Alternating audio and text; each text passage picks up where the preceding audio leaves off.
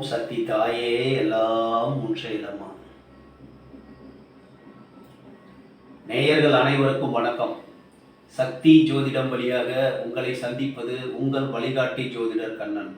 கைரேகை கருத்துக்களை மிக எளிமையாக உங்கள் கையை பார்த்தவுடன் புரியும்படி கற்றுக் கொடுத்து கொண்டு வருகிறோம். பாருங்கள், பார்த்து பயன்பெறுங்கள். புதுசாக நம்ம சேனலை பார்க்குறவங்களால சப்ஸ்கிரைப் பண்ணிங்க, உங்கள் ஃப்ரெண்டுகளுக்கும் ஷேர் பண்ணி பயன்பெறுங்கள் என்று கூறி இந்த காணொலிக்கு கீழே லிங்க் கொடுத்துருக்கேன். அதை தேவையானவர்கள் உபயோகப்படுத்தி கொள்ளுமாறு கேட்டுக்கொள்கிறேன். இன்றைய தலைப்பு, இப்போ நம்ம போர்டுக்கு வந்துடுவாங்க. இன்றைய தலைப்பு என்னவென்றால் புத்தி ரேகையின் பலன். புத்தி ரேகையின் பலன்கள் ப்ளஸ் மைனஸ், உயர்வு எப்போது, அதற்கு தீர்வுகள் என்ன? ஒரு மனிதன் வாழ்வில் உயர்வதும் தாழ்வதும் புத்தி ரேகையால் உருவாக்குறது. இப்போ நம்ம புத்தி ரேகைங்கிறது இப்போ நம்ம ரெண்டு கையிலையுமே பார்க்கணும் புத்தி ரேகையை. இப்போ மேலே இருக்கிறது இது இருதய ரேகை, அதுக்கு அடுத்தது வர்றது பார்த்தீங்களா, இதுதான் புத்தி ரேகை. இது ஆயில் ரேகை. இந்த சனி மேட்டுக்கு போகிறது விதி ரேகை, சூரிய மேட்டுக்கு போகிறது சூரிய ரேகை, தன ரேகை, தானிய ரேகைன்னு சொல்லுவோம். சரிங்களா? இப்போ இது செவ்வாய் ரேகை, இது ஆயில் ரேகை. இப்போ நம்ம புத்தி ரேகையை மட்டும்தான் பார்க்க போகிறோம். இருதய ரேகைக்கும் ஆயில் ரேகைக்கும் இடையில ஒரு ரேகை வரும், இது புத்தி ரேகை. இந்த புத்தி ரேகை எவ்வாறு இருக்கிறது அப்படின்னா, வாழ்வு எவ்வாறு இருக்கும், எப்படி அவர் வாழ்வில் உயர்வார் அப்படிங்கிறத நம்ம கண்டுபிடிக்கலாம். இதில் நிறைய சூட்சமங்கள் உண்டு. இப்போ ஜாதகப்படி ஒரே நேரத்தில் தான் அவனும் நானும் ஒரே ஹாஸ்பிட்டல் தான் பிறந்தோம், அவன் நல்லா கோடீஸ்வரன் ஆகிட்டான், நான் கோடீஸ்வரன் ஆக முடியலையே அப்படிம்பாங்க.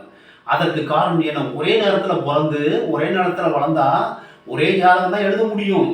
இருந்தாலும் அவன் ராஜாவாக இருக்கிறான், நான் ராஜாவா இல்லையா, ராஜா மாதிரி நல்லா இருக்கிறான், நான் நல்லா இல்லையே அப்படின்னு சொன்னா அதற்கு காரணம் என்னவென்று கேட்டால் அவனுடைய கர்ம பலன். இவன் இதை செய்யறதுக்கு தான் வந்திருக்கான் அந்த உலகத்துக்கு. இவனு இதை தான் செஞ்சவனும் இதான் செய்ய முடியும், அதான் அவன் அதை செஞ்சுதான் செய்ய முடியும், அதுக்காண்டி தான் வந்திருக்கான். ஒருவருக்கும் தனித்தனியான வேலை கொடுக்கப்பட்டுள்ளது இந்த பிரபஞ்சம். இப்போ நம்ம கைரேகைப்படி வந்துருவோம். கைரேகைப்படி ஈஸியாக உங்களுக்கு புரிகிற மாதிரி சொல்கிறேன். இப்போ ஒரே நேரத்தில் ஒரே 10 குழந்தை ஒரு நேரத்தில் பிறந்தாலும் 10 பேரோட கைரேகையும் மாறுபடும். ஆனாலும் இந்த கையில் ஒரு சில பேருக்கு ஒரே மாதிரி ரேகை இருக்கும், இருந்தாலும் மேடுகள் வித்தியாசப்படும். நல்லா புரிஞ்சுங்க. ஒரு சிலருக்கு சுக்கிரமேடு அதிகமாக இருக்கும், ஒருத்தருக்கு குருமேடு. எல்லாம் மேட்டை விட சொல்கிறேன், ரெண்டு கையிலையும் பார்க்கணும். எல்லாம் மேட்டை விட சுக்கிரமேடு அளவுக்கு அதிகமாக இருந்தால் அவர்களுக்கு ஆசை உணர்ச்சிகள் அதிகமாக இருக்கும். ஆசை உணர்ச்சி மட்டும் ஆசையில் இருக்காது. வண்டி, வாகனம், பெரிய வீடு, பங்களா, ஒரு நகை நட்டு, இது மாதிரி ஒரு உயர்வாக நினைப்பார்கள்.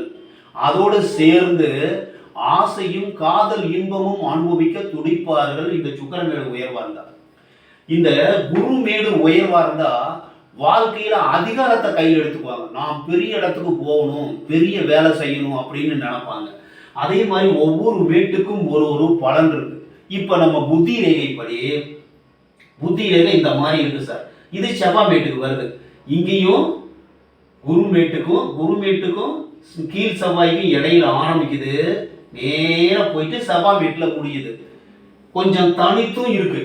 இந்த மாதிரி ரேகை அமைப்பு நேராக இருந்ததுன்னா, கம்பி மாதிரி இருந்துருச்சுன்னா அவர்களுக்கு, அதாவது யாருடைய பேச்சையும் அவர் கேட்க மாட்டார். இவர் பேச்சை தான் அடுத்தவங்க கேட்குற மாதிரி இருக்கும். இப்போ இந்த புத்தி ரேகையில் என்ன ப்ளஸ், என்ன தீர்வு, என்ன இதுங்கிறத நல்லா டீட்டெயிலாக பார்க்க போகிறோம். இந்த மாதிரி புத்தி ரேகை அமைப்பு இருக்குது சார். நல்லா நேராக வருது, கம்பி மாதிரி தனித்தும் இருக்குது. ஆயில் ரேகையை விட தனித்து இருக்குது, கொஞ்சம் தனித்து இருக்குது. இது மாதிரி நேராக வருது, செவ்வாய் மேட்டுக்கு வந்ததுன்னா யாருடைய பேச்சையுமே கேட்க மாட்டாங்க. இது ஒரு சில நேரம் நல்ல முடிவாக வந்துடும், ஒரு சில நேரம் தீய முடிவாக வரும், கெடுதல் வர்றதுக்கு சான்சஸ் இருக்குது. புத்தியை கொண்டு வாழ்வில் கண்டிப்பாக உயர்வார். இவருக்கு தீர்வு என்ன அப்படின்னா, இப்போ இந்த ரேகை இது மாதிரி ரேகை வந்துன்னா அதுக்கு தீர்வு என்னன்னா, அடுத்தவங்க பேச்சையும் கொஞ்சம் கேட்டு நல்லபடியாக இருந்தால் ஆண்டவனுடைய, கடவுளுடைய, இந்த பிரபஞ்சத்துடைய இந்த வேலைக்கு நம்ம இதுக்கு தான் வந்திருக்கோம், அப்படி அதை செஞ்சோம்னா வாழ்க்கையில் முன்னுக்கு வந்துடலாம். கன்சல்டிங் பண்ணி, அதாவது வாழ்க்கை துணையோடு, பெற்றோரோடு அவர்கள் சொல்வதை கேட்டு மதித்து நடந்தால் வாழ்வில் இவர்கள் உயர்வது திண்ணம். தனியாக முடிவெடுக்கும் போது ஒரு சில நேரம் தவறு வருவதற்கு வாய்ப்புகள் உண்டு, இந்த மாதிரி ரேகை அமைப்பு இருக்கும்போது. சரி சார், இப்படி இல்லை சார். இந்த ரேகை நல்ல இவ்வளோதான் இருக்கு. புத்தி ரேகை இப்போ ஒரு கையை மட்டும் பார்ப்போம், இந்த ஒரு கையை மட்டும் பார்ப்போம். 2 கையை போட்டு குழப்பலாம். இந்த ஒரு கையை மட்டும் பார்ப்போம். இதில் வந்து புத்தி ரேகை இவ்வளோதான் இருக்குது.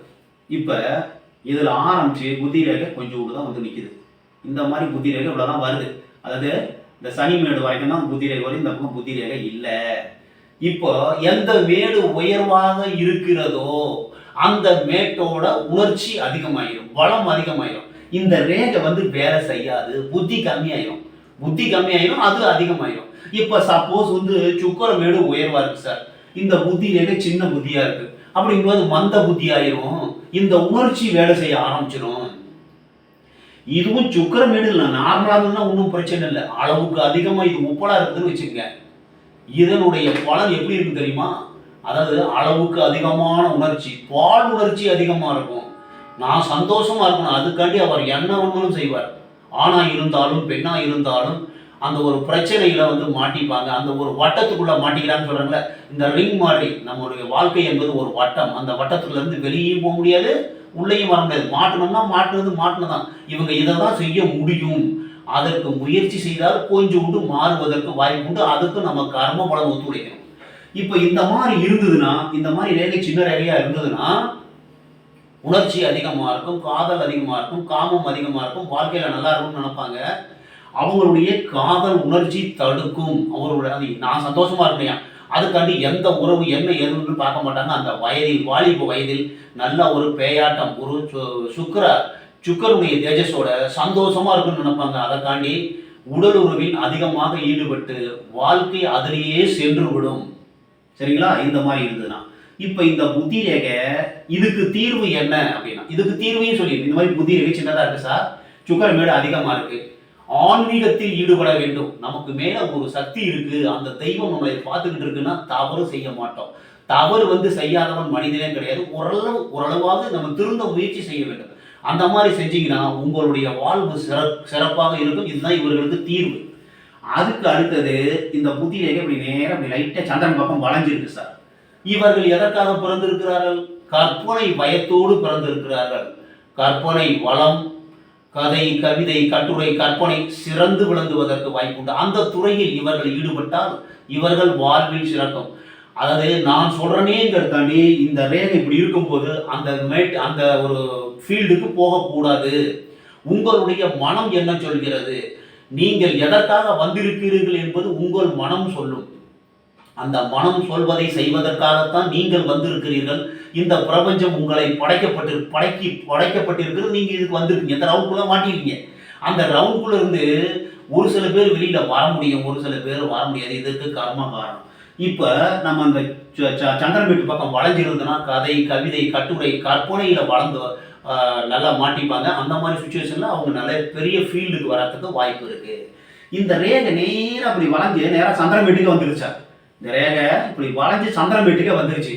அப்படிங்கும்போது ஒரு சில பேருக்கு கற்பனை அதிகமாக இருக்கும். கற்பனை வளர்த்தால் பாட்டு போடுறது, கதை எழுதுறது, நிறைய மியூசிக் போடுறது, இது மாதிரி நிறைய டேலண்ட்ஸ் நிறைய இருக்கும், நிறைய இருப்பாங்க. நல்லபடியாக இருப்பது வாய்ப்பு உண்டு. ஒரு சில பேருக்கு, நான் நல்லா சொல்கிறத நல்லா புரிஞ்சுக்க, எல்லாருக்குமே அந்த மாதிரி ஆகிறது கிடையாது. இந்த மாதிரி சந்திரன் வீட்டுக்கு வரும்போது ஒரு சில பேருக்கு மனம் நோய் வருகிறது, மனம் பாதிக்கப்படுகிறது, நெஞ்சு படபடப்பாக இருக்கும், பயமாக இருக்கும், இது மாதிரி துக்கமாக இருக்கும், கவலையாக இருக்கும். ஏதாவது ஒன்று அவர்களை தொற்றிக்கொள்ளும். இந்த மாதிரி ரேகை சந்திரன் வீட்டுக்கு வரும்போது ஏதாவது ஒரு பிரச்சனை ஏற்படும். இதுக்கு என்ன சார் தீர்வுனா, நீங்கள் உங்களுடைய மனசை சரி பண்ணணும். அதுக்கு என்ன பண்ணணும்? தெய்வ நம்பிக்கையோடு யோகா, மெடிடேஷன் இதெல்லாம் பண்ணி பாருங்க. சரியாகலன்னா மனநோய் நிபுணர்னு ஒருத்தர் இருக்காரு, அவரை பார்த்து அந்த மனசை சரி பண்ணணும். இதுதான் இதுக்கு உள்ள தீர்வு. இதுலயே இங்க ஒரு இன்ட்டு மார்க்கோ இல்ல ஸ்டார் குறியோ இருந்துருச்சுன்னா கண்டிப்பாக இவர்களுக்கு மனநோய் என்பது உறுதி செய்து கொள்ளலாம். இது மாதிரி இருக்கும்போது நீங்க டாக்டரை பார்த்து, மனநோய் மருத்துவரை பார்த்து மருத்துவத்தை நல்லா எடுத்துக்கிட்டீங்கன்னா வாழ்க்கையில நல்ல நிலைமைக்கு வரத்துக்கு வாய்ப்புகள் இருக்கு. இதுதான் இவர்களுக்கு தீர்வு. எல்லாருக்கும் இந்த மாதிரி ஆகிறது கிடையாது, யாரோ ஒரு சில பேருக்கு. இவர்கள் இதற்காக வேண்டிதான் வந்திருக்கிறார்கள், இதுதான் செய்ய முடியும் அப்படிங்கிறத நம்ம சொல்லிட்டு இருக்கோம். பாருங்க, உங்க கையை பாருங்க. இப்ப இந்த ரேகை, புத்தி ரேகை இப்படி லைட்டா வந்து இப்படி இருதய ரேகை பக்கம் லைட்டா வளையுது சார், இப்படி வளைஞ்சு நிற்குது. மிகவும் சிறப்பான அமைப்பு. இவங்க வாழ்க்கையில சாப்பிடாம தூங்காம வாழ்க்கையில முன்னுக்கு வரணும், நம்ம பணம் சம்பாதிக்கணும்னு நினைப்பாங்க. வாழ்க்கையில் வெற்றி பெறுவார்கள். இந்த மாதிரி மேல் நோக்கின ரேகைகள் இருந்தா, புத்தி ரேகை மேல் நோக்கி இருந்ததுன்னா அவர்கள் வாழ்வில் சிறந்து வெற்றி பெறுவதற்கு வாய்ப்புகள் உண்டு.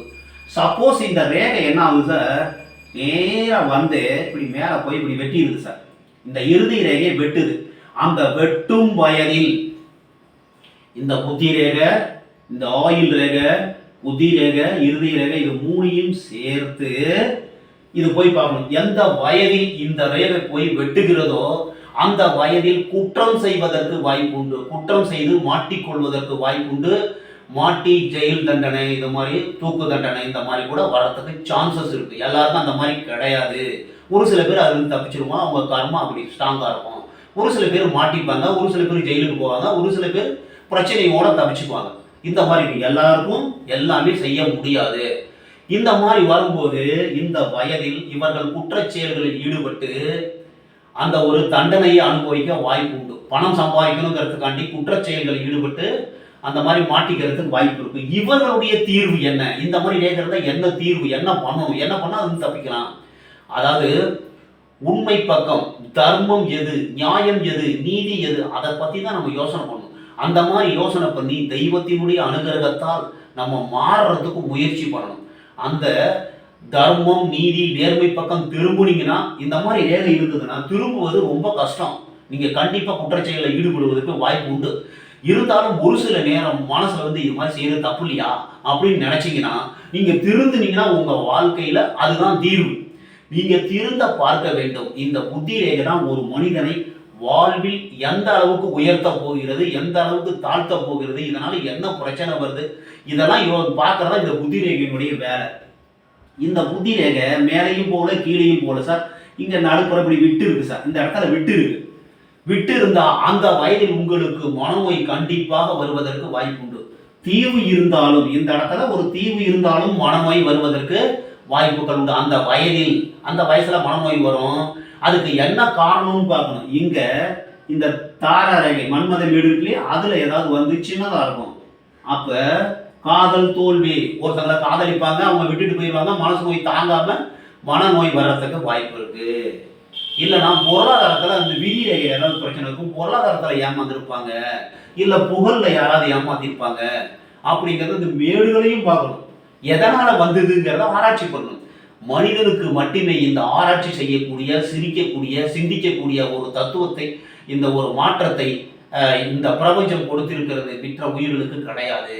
சிந்தித்து செயல்பட்டால் வாழ்வில் உயர்வது மிக மிக உயர்ந்த நிலைக்கு வரத்துக்கு முடியும்.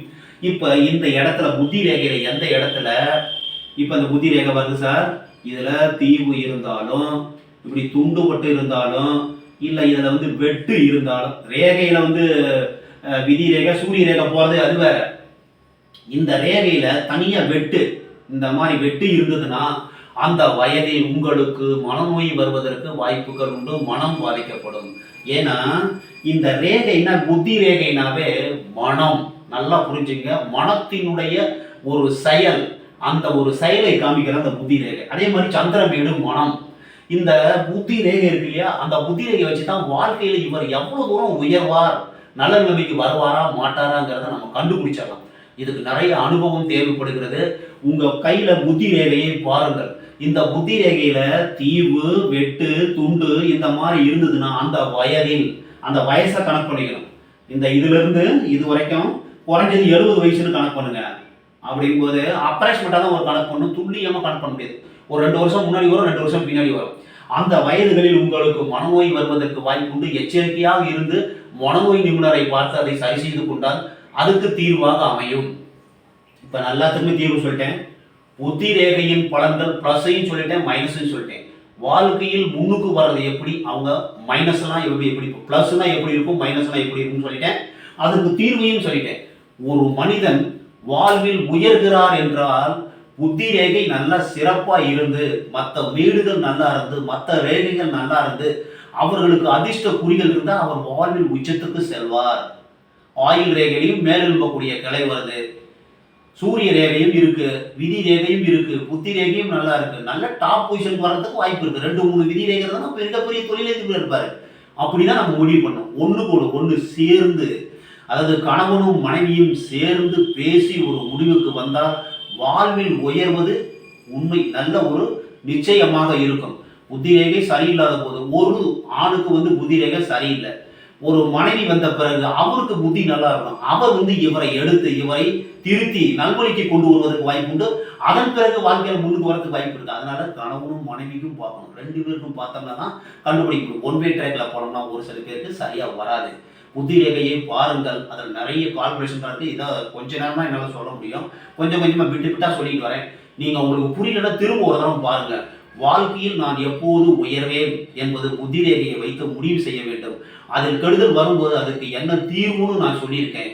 அதை பாருங்க, உங்க கையை பார்த்து பயன்பெறுங்கள் என்று கூறி மற்றும் ஒரு சிறப்பான காணொலியில் உங்களை சந்திக்கும் வரை உங்கள் வழிகாட்டி ஜோதிடர் கண்ணன். வணக்கம்.